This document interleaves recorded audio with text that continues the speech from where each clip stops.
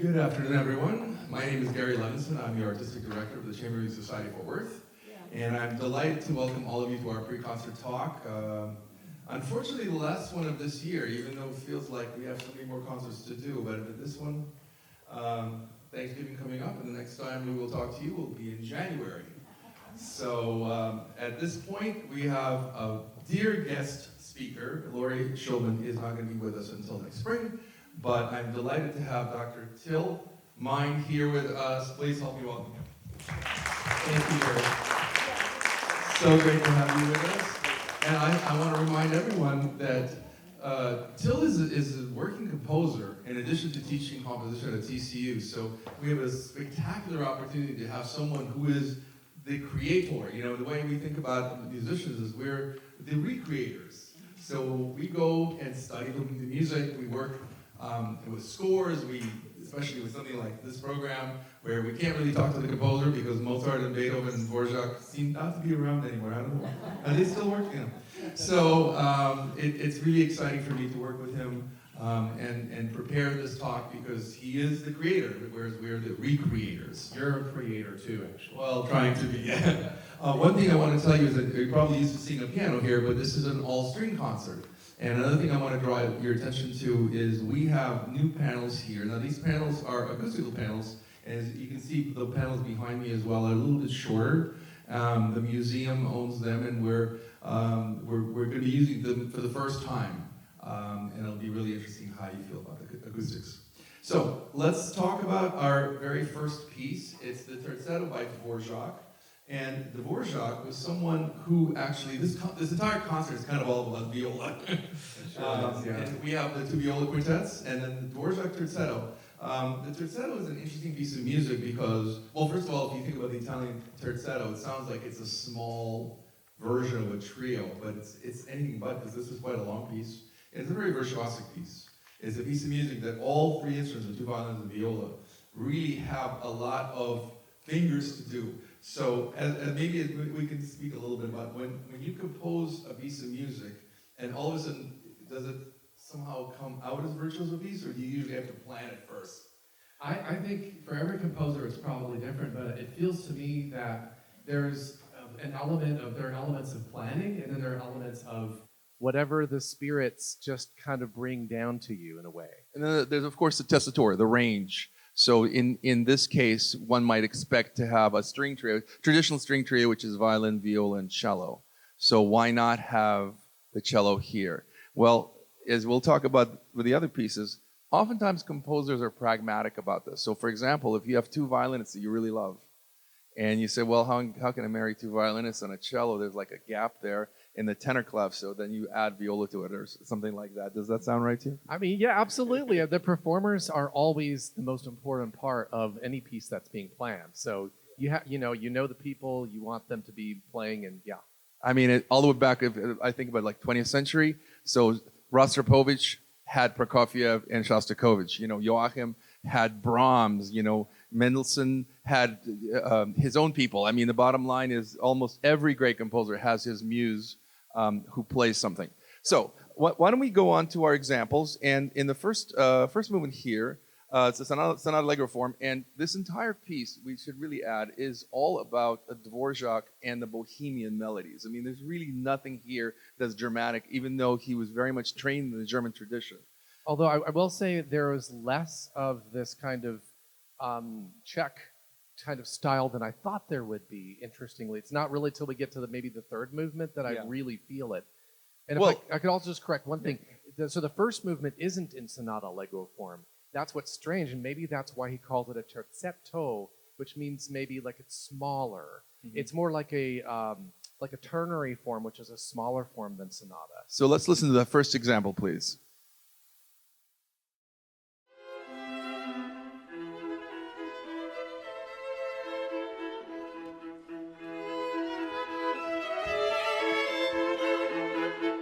Thank you.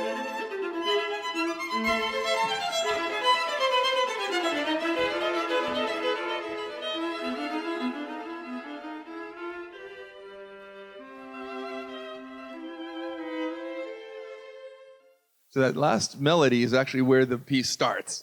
And Right. that's one of the reasons this example is so interesting. And it to me, I mean, it feels very Slavic in singing, in the way he marks it. But the other thing that you want to listen to is that a lot of this unison playing is incredibly difficult on the three instruments, because anytime you have more than one person playing the same notes, I mean, there's only one correct place, if you will, where that can go, and it can be a plethora of problems. I was just thinking of all the different music jokes about being in tune. Yeah, especially viola jokes, but we'll get to that. All right. In our second example, so we have the rather abrupt preparation of the next movement. So one of the things that's really cool about this piece is the beginning of the second movement and the end of the first is almost an elision. And I know that when I played, for example, there's always a discussion of how much time do you take. And that's one of the great things about this piece of music is that, you know, every interpretation is different. We've played the Terzetto here before, several years ago. And what's fun about it is that whatever your group is, even if you have one constant, such as myself, it's always going to be a little bit different. So it's very fresh to listen to this example. Let's go with number 2, please.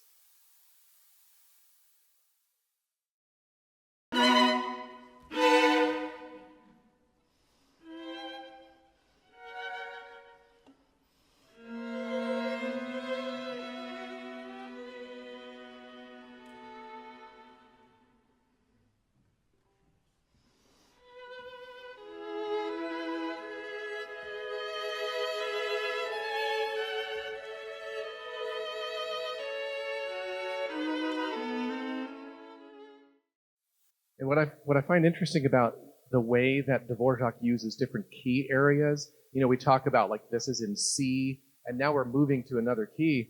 I think that in a way Beethoven gave permission to composers like Schumann, Schubert, and then later, composers like Dvorak to move to keys that are distantly related to the original key.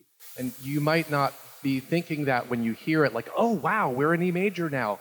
But somewhere in you, subtly, I'm pretty sure, you're feeling like, wow, that's interesting. Yeah, and also I'm so glad you brought up keys, because keys to me have direct correlation to mood.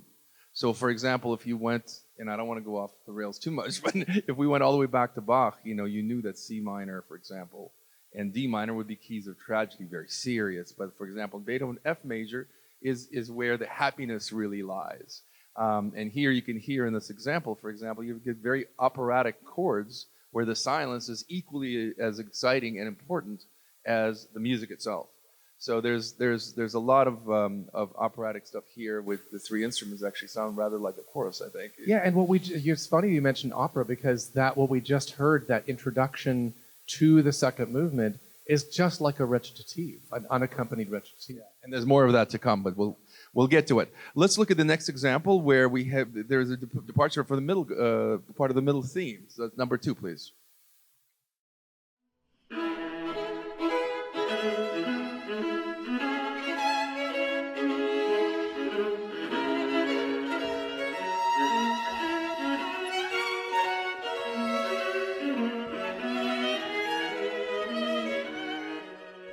So this dotted rhythm is actually very interesting because it can be interpreted in a variety of ways. So it can be bouncy, sort of a nice, happy thing.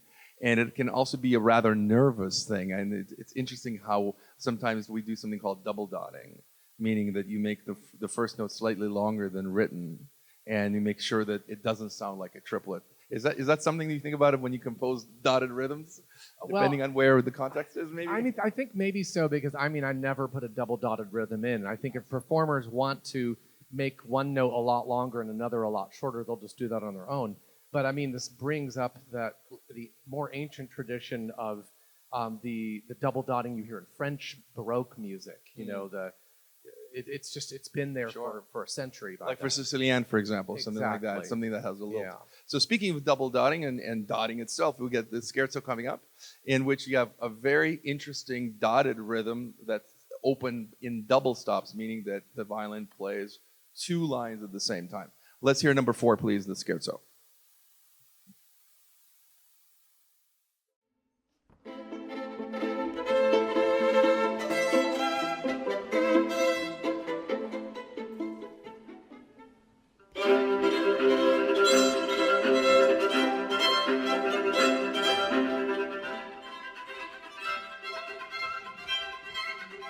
So in this example, you actually hear a number of techniques. You hear the double stops we just referenced. We hear pizzicato, the plucking with the right hand. And then you actually hear a lot of the open strings, which give you overtones. Now, overtones are really interesting, and perhaps we can talk a little bit about how overtones actually activate other, can we say notes, like sympathetic notes on the string instrument? Yeah, and especially at the end of that excerpt, you may have noticed that the acoustics, of what you're talking about with the overtones, certain parts of the overtones came out really almost like they were being sharp. It's because they're using the string technique sul ponticello. Exactly. Which means you're playing toward the bridge of the strings. Practically on top of the bridge. Almost right on top of the bridge, and it makes for a very thin sound, but you're hearing different partials. I mean, I know all of this is very subtle, but again, you may not be actively thinking that, but when you hear it, you may think, that's different. It's a different sound. And it's also very eerie, and it's really interesting because, I mean, you have this positive, very exciting sort of a gallop, and then you have an eerie sound, and you're like, what instrument is that? Yeah. Plus, you have something that I'm always jealous, and that's the open C string, which only the viola has. Yeah. We get the E string, and then you have the open C string that rings there, which is very cool. All right, so the next one, we should look at the last movement, which is a theme and variations. And we spoke about the operatic sort of preamble that Dvorak has in the first movement. Well, here it is in full flight and beauty. Let's listen to number 5, please.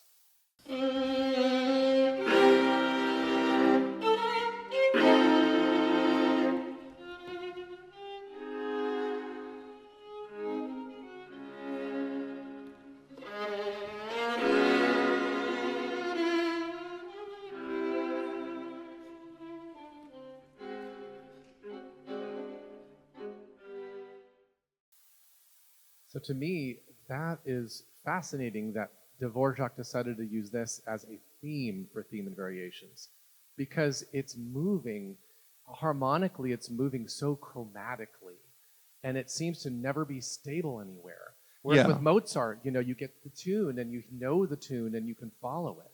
There's a method to that madness, because what he's doing is he brings the recitative with a dotted rhythm, but then the main melody is twice as fast.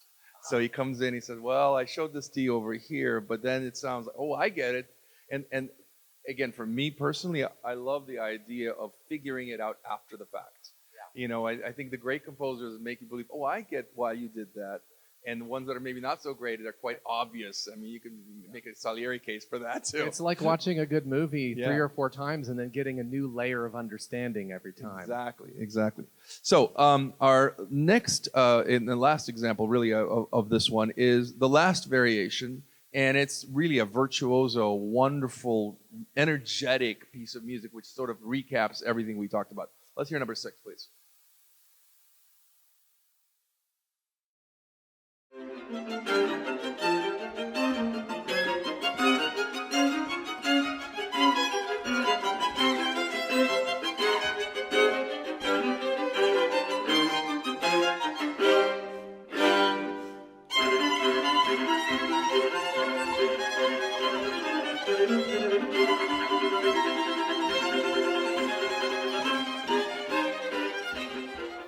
Boy, am I glad I don't have to play that today. Yeah, it's not you. You're off the hook. I mean, it is one of those things, and Dvorak is replete with this. It sounds like no big deal. I can assure you, you were it's telling a big me it was deal. hard. For a guy who played these instruments, it's all over the place. It's exactly where it shouldn't be. But anyway, I'm going to complain later. The idea on this is that this is a great piece of music, and I think you're going to love these 3 incredible musicians. Let's go on to the Mozart. I'm going to ask our resident composer here. This is an arrangement of a wind serenade. Now, why would one arrange something that's already a very famous piece of music for another set of instruments? Well, there's the obvious answer, and then there's the less obvious one. So one of them has to do with, maybe in his day especially, money.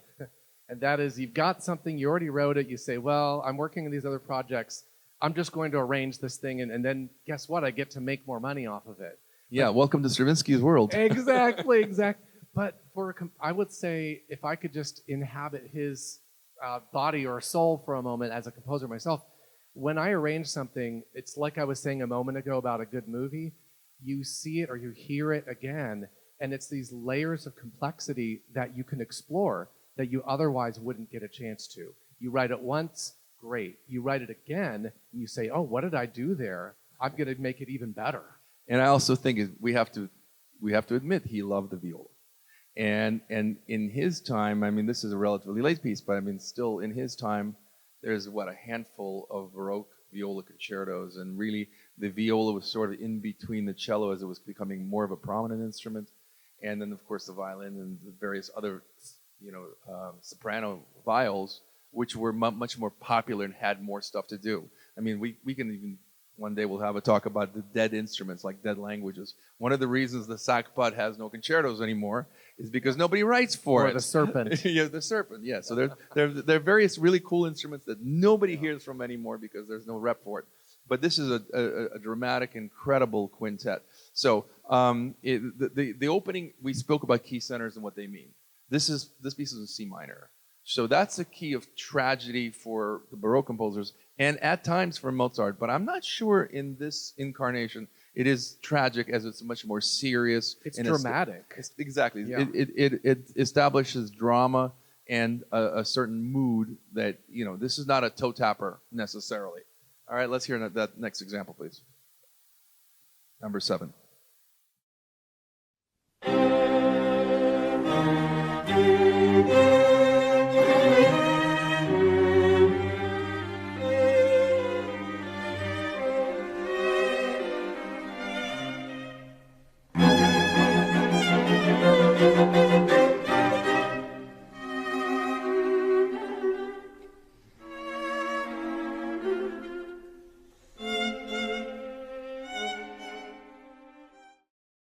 So one of the things that's so cool for me as a string player, this arrangement of a wind serenade, is you can use incredible colors by using fingerings on different strings. So without getting too technical, you can play certain things on a higher string, and it's exactly that same melody on a lower string to get a darker, maybe more juicy color. And that's something that you hear actually in this recording. The second theme group is an E-flat, which is a contrasting relative major. And it's rather slower than you would expect, but it's actually quite interesting because it balances out the first group. Okay, let's hear number 9, I believe it is. Number 8, track number 8, please.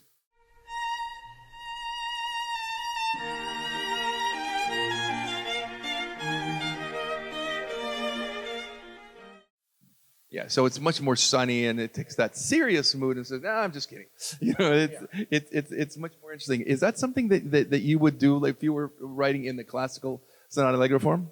Oh, absolutely. Yeah, I mean, that's really one of the main ideas behind sonata allegro form, the first movement form, is that you want two different ideas that are kind of juxtaposed against each other, and that's how the composer gets to play around with the music.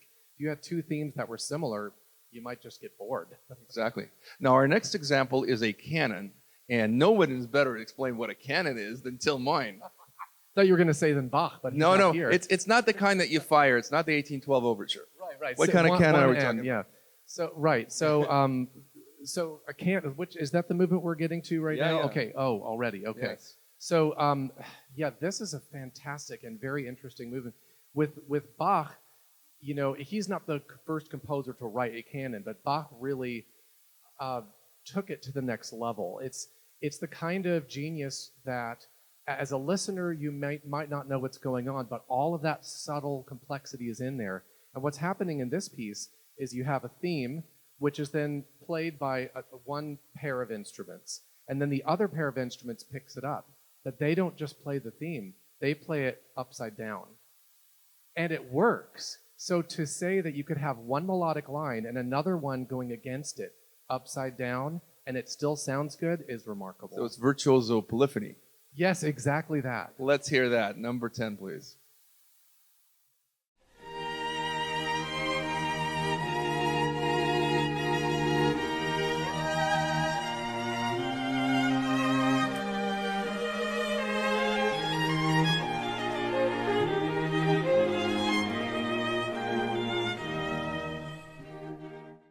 So the next one here is a minuet. And we actually just had the canon, so we didn't have the theme. But let's just go on to number 11, which is the trio, right? So, I think, if I may, I think that track 10 is the one we want now, and that's the canon. Yeah, the one we just discussed. Let's hear number 10, please.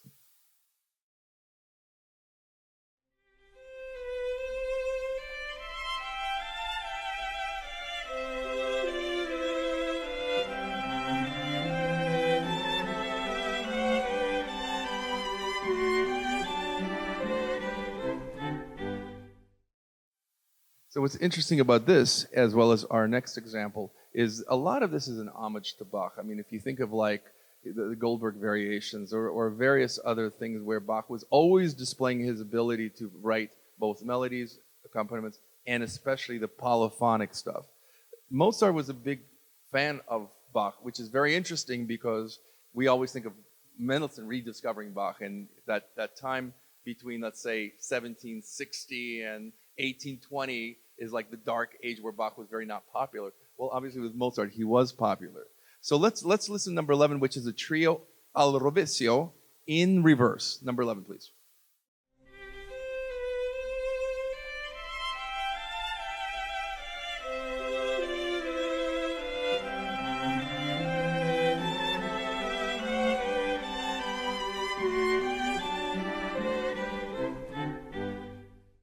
So here, so this al rovescio, that's of course Italian. When he says in reverse, what Mozart really means is upside down.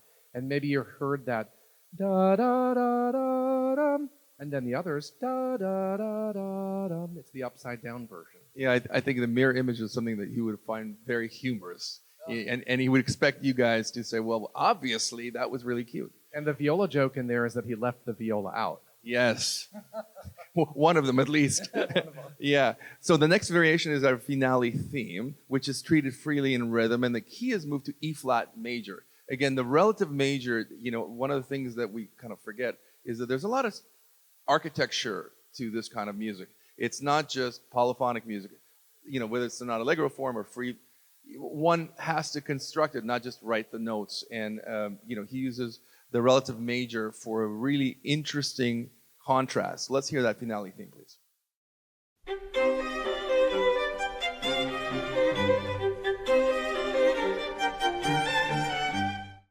So that's C minor, right? So the relative major would be E flat. And the Sturm und Drang is something maybe we should talk about real quick. Mozart was known for these dark clouds in the middle of something that's very sunny, I should say. What is the purpose of that?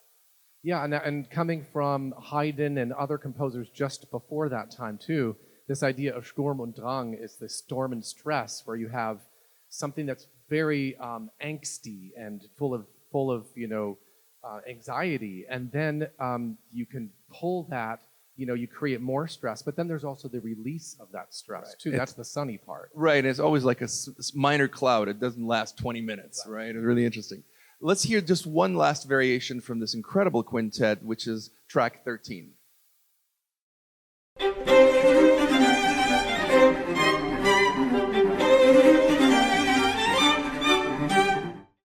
Yeah, so you can hear it's still in the same key, and it uses a lot of the same elements. But of course, the whole point of a variation is you recognize the theme, but it's got a little bit of interesting things that you can do both for the technical part of it and also for the musical part. And that's one of the assignments, actually, that I give my students at TCU, is to analyze a theme and variations, and you say, what were all of the things the composer varied about that theme? And there are so many different, we don't have time to go into all of them. Well, yeah, it's very, very interesting, though. People say, well, why do you write like 12 variations on the same theme, There are so many things you can do. Yeah, exactly. The canvas is an empty, beautiful place that you can make beautiful music. All right, moving on to Beethoven, and it's called The Storm. Now, I just really want to say that one of the most famous storms in Beethoven is, of course, the Pastoral Symphony. And this is something that he wrote at the age of 31. And he was, at the time, he was well known as a composer, but he was better known as a pianist. And it's interesting that probably he wrote this 2 viola quintet for very pragmatic reasons, meaning that somebody paid him to do it. Right. So there's nothing wrong with that. He's got to make a living. But this was a difficult time in his life. He was coming to a crossroads. Within a year, he would write this famous letter to his 2 brothers called the Heiligenstadt Testament, which he never sent to them, never was published until after his death where they found it. And it was a letter saying, I know that I'm going deaf. I know that I have a lot of ailments, and I don't think I want to continue with my life. And as we know, he did continue with his life and created so many more amazing pieces. But this is the time in his life where he was struggling. Yeah, I think interestingly enough, Mozart and Beethoven both have that connection where they had incredible tragedy, and they both overcame it pretty much for the same reasons, and that reason was composing great music. So he's not really going to be someone who was happy all the time or sad all the time. I think he had a lot of hills and valleys there. This is a good time for us to also talk about his hearing loss. Everybody knows about his hearing loss, but I mean, I think it became quite evident here where one didn't really know how much of this he could hear in his mind's ear. Now, as a composer, fortunately, you'll never have hearing loss, but you must have that inside, right, when you're writing. How do you go about that? Well, you mean, I wonder if you're yeah, exactly. I mean, I've posed that question to myself. If I couldn't hear, could I still create music? I mean, the answer is yes. You hear the tunes, you hear the harmonies, but if you couldn't actually physically hear them, it just means you're not getting the enjoyment out of what you've created. Yeah. And one thing that I've heard about Beethoven is that he especially lost that low range. And so he was creating, if you listen to a Hammerklavier sonata, pieces on the piano, he really was trying to, in a way, bang away at that lower register. Exactly. One aside, we have 3 incredible instrumentalists, incredible instruments to start this program. But Paul Huang plays one of the most famous violins on earth. It's a Guarneri del Gesù. Del Gesù was Cremonese from Italy, and it's an instrument that was once owned by Henry Wieniawski, who was among the greatest virtuosos of the 19th century, and also was the first professor that the Tsar of Russia invited to found the St. Petersburg Conservatory, which is still around today. I think that Beethoven would have known this instrument because I'm not certain, but it was made in the late 1700s, actually middle 1700s. 1744 would be my guess on this instrument. And so Beethoven would have known this instrument and how it sounds. Of course, it's set up a little differently now. But you're saying this very instrument, it was with us It's today. very possible that Beethoven would have known this instrument because Europe was very small. Let's go on to the first example here, track number 14. And what we have here is the second theme group, which goes to F major. It's in sonata allegro form. And let's hear that example, please.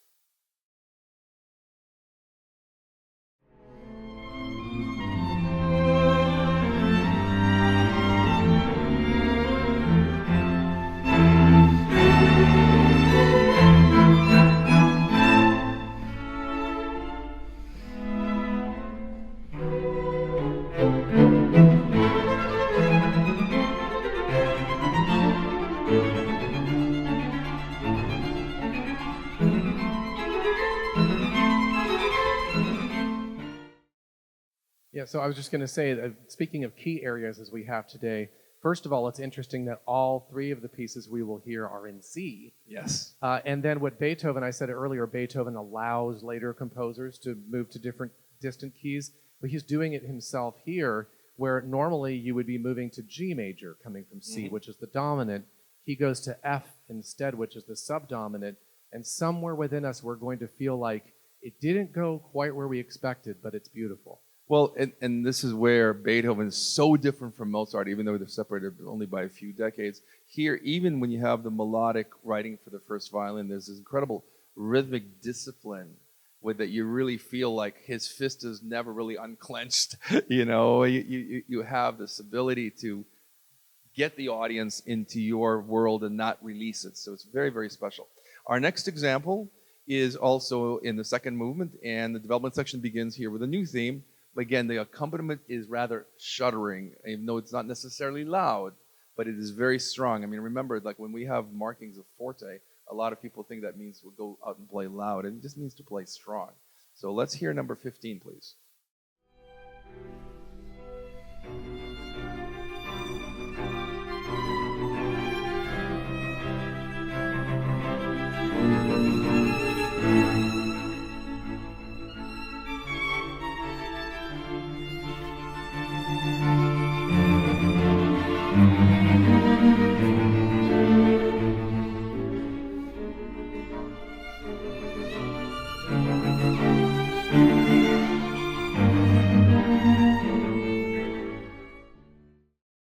So what you can't tell from the recording, but you will see in the performance, is that those stuttering bop, bop, bop, bop, bop, bop, bop, bop, those are being traded off between two groups of instruments. So it's like an echo effect, and it's very, very successful, I think. Yeah, I also think that the mood is forever. The storm is never far behind you. Yeah, so even when he has you play quietly, it's not the relaxed sort of hangout, sunshine quiet. It's the storm is never really far behind you. Yeah, talk about storm on drang, right? Yeah, yeah. This is exactly the opposite, actually. This is the storm for 35 minutes.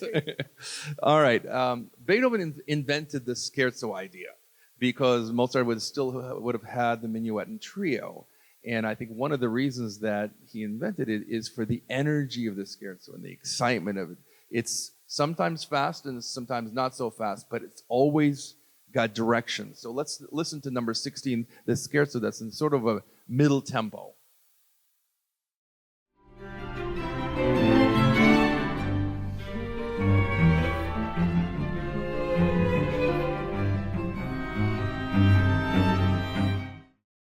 So you can see that a lot of the syncopation is what drives this movement, even though it's not, energetically speaking, it's not in your face. And it's a very interesting. I find that playing this, you have to be quite subtle about it. There's a lot. Sometimes you get this feeling in rehearsals like, well, maybe it's not enough. You need to be more overt about it. And then this piece is exactly the opposite. Do you mean tempo-wise in this movement, like well, pushing both tempo-wise, but also the way you trade off with the instruments. I mean, just getting into kind of rehearsal technique. One always, and this is a great group to actually display this. One has to trust that your interpretation, without being in your face, is vivid enough so everyone gets it. And that's one of those things that's really hard to prove because you're sitting there, well, maybe they won't get it. Yeah. And you just kind of have to trust that people who are experienced and have done this many, many times, this is the way it works for most audiences. All right, number 17 is the trio section. We talked about the minuet and trio. And what you've got here, the scherzo, this is the opposites, kind of the other side of that coin. And it's quicker and it's much more fun. Let's hear number 17.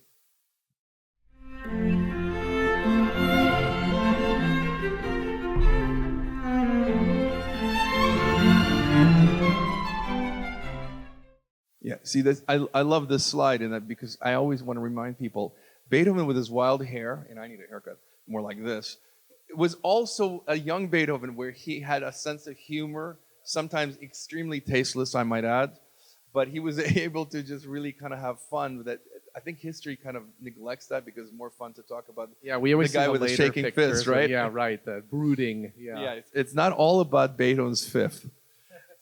All right, so the final movement is actually one of my very favorites because you've got the actual depiction of the storm.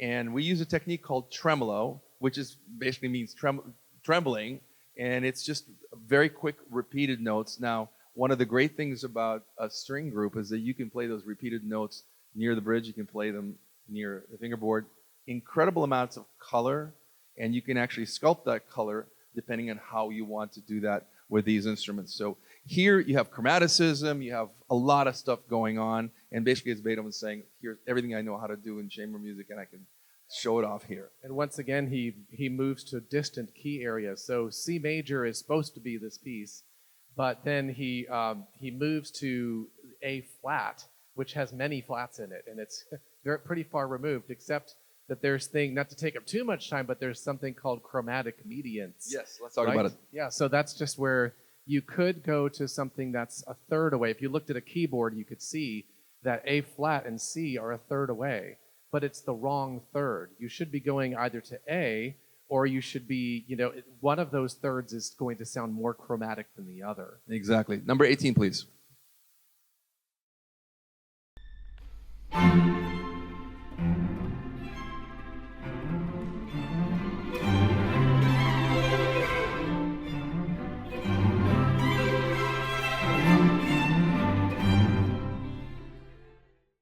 Some people say, is it really hard to play tremolo for a long time? And I can tell you, if you play properly, it's not.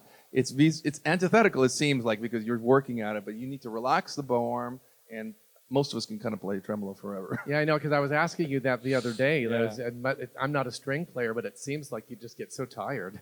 Yeah, the technique of playing can be tiring, but I think this is one of those more relaxed things that seems in part more difficult than it sounds. However, our last track is the Andante section. It comes back to C major. All is well after the storm, and it's Beethoven's way of saying, you know, his audience would have been quite a bit smaller, I would think, than this room even. And, you know, he would often not take the advice of his patrons and have a dramatic ending, but here, everyone goes home happy with a smile on their face. And in this particular part, it's actually surprising when it shows up. You say, "Why is this so sweet and nice here?" It just Where were you 25 minutes ago, right? Exactly. Let's hear number 19, please.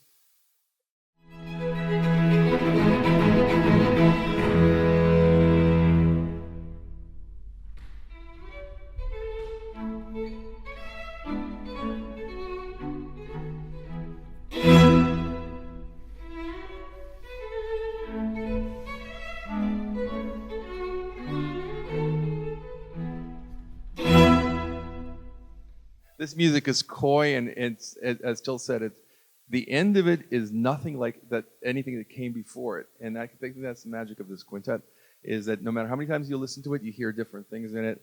And we have one of the very best groups we've ever had to represent this and this entire concert. I'm thrilled that Till was able to make it for this talk, and I think you'll enjoy the concert. And I look forward to visiting with you in the intermission, and certainly the musicians will be here at the end to take all congratulations, which they richly deserve. So I hope you enjoyed this talk, and thank you very much for being here. Thank you.